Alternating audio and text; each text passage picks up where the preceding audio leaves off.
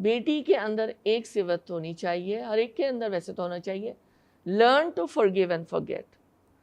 اگر کسی نے نظر انداز کر دیا یا کوئی ایسی بات کر دی جس سے تکلیف ہوئی ہے تو ہمیشہ معاف کرنا سیکھیے۔ اچھا، ایک اور بات ہے میں نے اپنی زندگی میں ایکسپیرینس کیا ہے جو یہاں پہ بیان ہوا ہے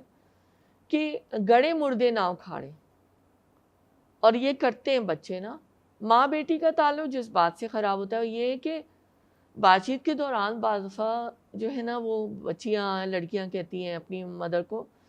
کہ آپ نے میرے ساتھ بہت خراب مطلب پیرنٹنگ کی، آپ نے میرے ساتھ یہ کیا، اور اس طرح کی مثالیں دے کر نا، یا ایسا ایک ٹیگنگ کر کے نا اپنی ماں کو کہتے ہیں کہ آپ نے میرے ساتھ یہ کیا، اور وہ ایسا